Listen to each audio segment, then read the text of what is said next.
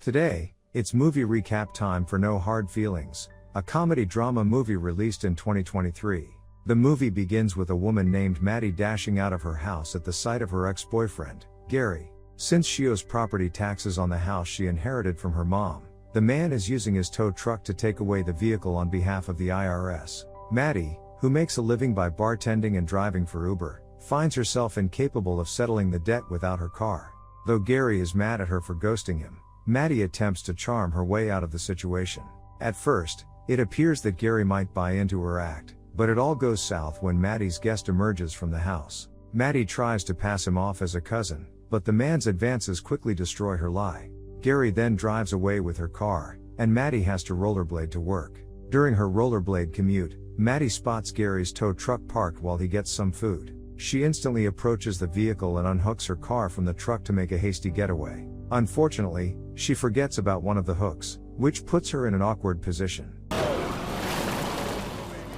When Gary sees her mess, he returns to the truck and raises the hook. He also calls the cops on her. Later on, a friend comes to her rescue and sets her free, so Maddie quickly heads to work. At the bar where Maddie is employed, she vents about the mess in her life to her friend, Sarah, and her husband, Jim. As they explore her options, Sarah stumbles upon a peculiar Craigslist listing. Some parents seek a woman in her early 20s to date their shy 19-year-old son throughout the summer in exchange for a Buick Regal as compensation. Despite being in her 30s, Maddie decides to apply. The following day, she rollerblades her way to the Becker family's residence, which proves to be quite an endeavor. She needs to go through an elevated road and a flight of stairs. The Beckers begin by asking some basic stuff, and when they discover that Maddie is 32, they have second thoughts about hiring her. However, Maddie delivers a persuasive speech, emphasizing the importance of having someone with maturity assist their son in gaining dating experience. The Beckers like what they hear and proceed to talk about Percy. He's a 19-year-old introvert, the kind who's socially reserved and mostly talks to people in an online setting. The parents want him to learn how to date and boost his self-confidence before he goes off to Princeton. Once Maddie lands the job, the couple explains that she must keep it natural, so Percy never finds out she was hired for this role. With Jim's old van at her disposal, Maddie goes to the animal shelter, where Percy volunteers. She specifically asks for Percy's assistance, pretending to be interested in adopting a dog. The kid introduces her to a dog named Milo, but Maddie focuses her efforts on flirting with him. They eventually move to the office to fill out her adoption application, where Maddie even drags a small couch to continue her flirting. As Percy asks her questions, Maddie's persistent advances begin to make him uncomfortable. Percy eventually comes up with an excuse to end the interview early, but Maddie offers to give him a ride home, claiming that it's on the way to her place. When Percy questions how she knows his address, Maddie is quick on her feet and says that it's written on his backpack. She follows him outside and sees him getting ready to ride his bicycle. Maddie then insists on the ride and places the bicycle in the back of the van. As they hit the road, Maddie makes small talk and even jokes about Percy being her hostage. When he sees the creepy tools in the back of the van, Percy starts feeling really uneasy. When Maddie takes a different path than the usual one to his place, Percy attempts to get help with his phone, but Maddie swiftly grabs it from him. When they reach Maddie's residence, Percy thinks he's truly being kidnapped. Panicking, he deploys pepper spray all over Maddie's face. The woman cries in pain and says she's simply attracted to him. Confused, Percy doesn't know what to do but offers an apology as he assists her in rinsing her eyes with a garden hose. Now aware of her intentions, he asks her out, and they agree to a date the next day. It's date time, and Maddie is the first one to get to the bar. Percy has the genius idea of combining a suit with shorts. You look like an accountant in the Bahamas. When the waitress approaches, Maddie decides for the both of them and asks for 2 Long Islands. Once their drinks are served, Percy instantly spits out his first sip. When Maddie attempts to strike up a conversation, the kid remains reserved and awkward. Out of the blue, they're interrupted by one of Maddie's ex-boyfriends, who boasts about being married now and taunts Maddie for cutting off contact with him.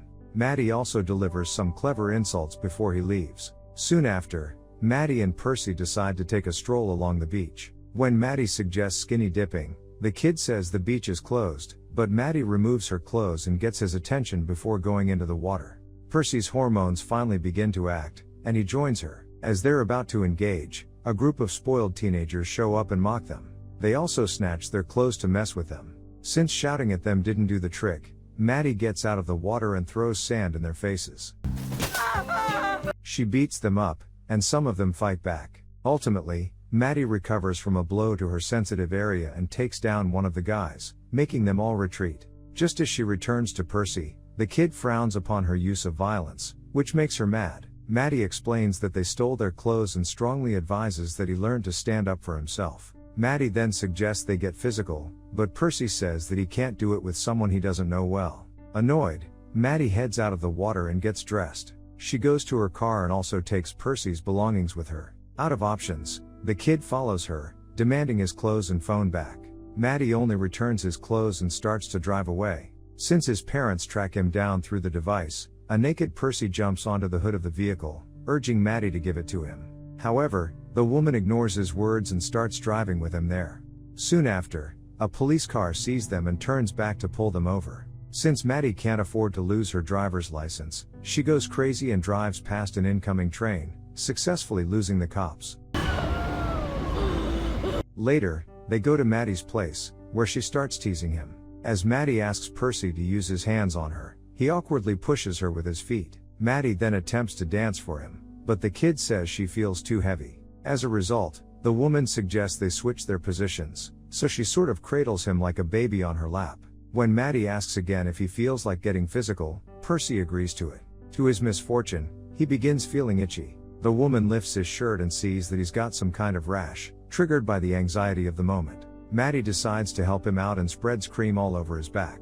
They finally begin talking in a normal way, sharing details of their lives. After Percy admits he has trouble making non-online friends, Maddie reveals that her father is completely absent from her life, living a separate life with another family in the city. It turns out the relationship between her parents was brief and casual, so Maddie had to take care of her mom by herself when she got sick. After the heartfelt conversation, they decide to take things slow before getting physical. Over the next few weeks, they spend some quality time together, taking dogs for walks, playing different games in the arcade, and messing with some younger kids, which gets them kicked out.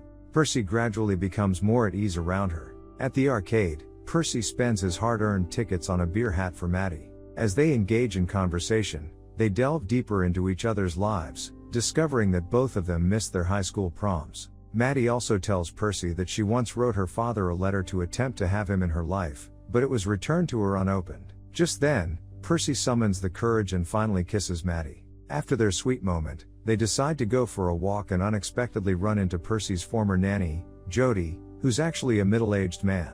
After introducing himself, Jody sees a frisbee in their belongings and tosses it, prompting Percy to go after it. In Percy's absence, Jody confronts Maddie about her intentions with Percy, insinuating that she might be after money. The woman assures Jody that her only interest lies in dating Percy and cleverly says he might have similar intentions. Days later, someone rings at Maddie's house, and she sees a man she doesn't remember. After claiming they went to high school together, the guy beats around the bush and eventually reveals he's a realtor and is there for the house. Maddie refuses to give up her family's home and promptly sends him away. Later on, Percy arrives to pick up Maddie in a limousine for a fancy dinner they've organized as their own version of a prom night. Upon reaching the restaurant, they immerse themselves in conversation and enjoy each other's company. When Percy confides that he avoided drawing attention to himself at school to avoid people mocking him, Maddie decides it's time for him to come out of his shell. Aware that he's a musician, she persuades a visibly nervous Percy to play the piano that is sitting there. Percy timidly moves to the piano and surprises everyone with his talent, singing "She's a Man-Eater." Watch out, boy, she'll chew you up. After he's done, the whole place breaks into applause as he returns to their table. Maddie can hardly find the words to praise him. Suddenly, their conversation is interrupted by Natalie, a family friend who will also go to Princeton. As Natalie and Percy engage in casual conversation, Maddie gets jealous and makes several attempts to nudge Natalie to get lost, but the girl does not take the hints. She invites Percy to an upcoming party intended for future Princeton students, which makes Maddie even more unfriendly. Can't hurt. Might hurt. After telling Percy the address, Natalie finally returns to her table. Percy then starts talking about his college plans, suggesting that they could try to see each other on weekends. Maddie, however, quickly states that she doesn't do long-distance relationships. Hurt by Maddie's cold response, Percy abruptly declares he wants to leave. Maddie follows him outside and gets into the limousine. To her surprise, Percy grabs a bottle and begins to drink. Soon after, Maddie notices that they're going in an unexpected direction, and they arrive at Natalie's party. Percy rushes into the party, and a hesitant Maddie follows him inside. Trying to find the kid, Maddie begins asking around for him, but her attempts are met with disdain from the teenagers, who seem to think she's too old to be there. The kids stupidly use their phones to record almost everything. After Maddie rushes upstairs and checks pretty much every room, she discovers a locked door. After no one answers when she knocks, she removes her heels and throws herself at the door, breaking it down. To her surprise, she sees Percy and Natalie in bed together, though Natalie swears that they didn't do anything. She blames Percy for it, saying he's too drunk. After Percy admits taking a pill along with the booze, Maddie rushes him to the bathroom and makes him puke. However, Percy says the pill was just ibuprofen. Just then, the party's host and his parents enter the room, mad at Maddie for crashing their party. Percy, drunk and unwilling to watch Maddie get insulted, impulsively attempts to hit the father but ends up hitting Maddie on the neck. Realizing the chaos they've caused, Percy and Maddie call it a night and leave the place. In the limousine, Percy rests his head on Maddie's lap as she comforts him. He sincerely apologizes for the unintended punch and ends up saying he loves Maddie. I love you. The girl instantly feels uneasy and claims that Percy is drunk. Percy insists, so Maddie suggests that they get physical some other day. The kid agrees with her and simply returns his head to her lap. The next morning, Percy wakes up in a good mood, and his parents end up noticing the change in his behavior. The kid talks about finally getting his driver's license, saying that he now has a girlfriend, Maddie. The Beckers are overjoyed to witness their son having nice experiences. However, to their dismay, Percy says Maddie doesn't do long-distance relationships, so he will no longer go to Princeton. What? As they are about to go out, the shocked parents request that Percy wait in the car. They reach out to Maddie and express their concerns to her. When she admits that Percy has grown too emotionally attached, the couple suggests that it's time to end their arrangement. Although they already offer Maddie the car, they urge her to convince Percy to still attend Princeton. As Maddie agrees to their request, Percy accidentally connects to the car's phone and overhears the end of the conversation. He is shocked to find out that Maddie has been paid to date him. Crushed by this revelation, Percy decides to act out and invites Maddie to lunch without his parents' knowledge. As they eat, Percy subtly attempts to guide the conversation towards unveiling the secret, while Maddie and the Beckers skillfully play along. Out of the blue, Percy's phone rings, and the boy exits the house. He meets with Crispin, his cousin, who assists him in executing a plan to annihilate the family Buick. Percy drives the car to a nearby forest and uses a rock to accelerate the car and slam it into a sturdy tree. The impact causes a branch to fall down, crushing the top of the car and doing some real damage. Upon his return to the house, Percy goes directly to his room. Maddie sees him and follows the kid to see how he's doing. Percy soon attempts to kiss Maddie, but since she's concerned about his parents hearing them, she turns him down. When Percy asks if there's anything she wants to tell him, No. she agrees to get physical with him to get his mind away from the secret. They do it, and Percy finishes incredibly fast. Soon after, Percy directly confronts her about the truth regarding their relationship. Maddie defends herself and says that what they had was real, but Percy remains upset. He asks Maddie to leave and points out that she is wasting her life in that house waiting for her dad to contact her, which hurts her deeply. Some time later, Percy gathers his parents and urges them to let him live his life without their constant interference. Eventually, the breakup with Maddie affects him, and he retreats into his introverted tendencies, spending most of his time playing games online. In the meantime, Maddie takes the Buick and starts using it for her Uber driving gig. The passengers often hesitate when they lay eyes on the car, but Maddie pretty much forces them in. Still working at the bar as well, she finally saves up enough money to clear her debts. She meets Sarah and Jim to celebrate this important event. However, the duo shares some sad news for her. They're moving to Florida after Montauk's real estate prices increased so much. Maddie's taken aback by their departure, and Sarah says she doesn't like the idea of leaving. Sarah also states that Maddie does not look happy, advising her friend to consider letting go of the house. Maddie deals with the turmoil in her life by bringing a guy home.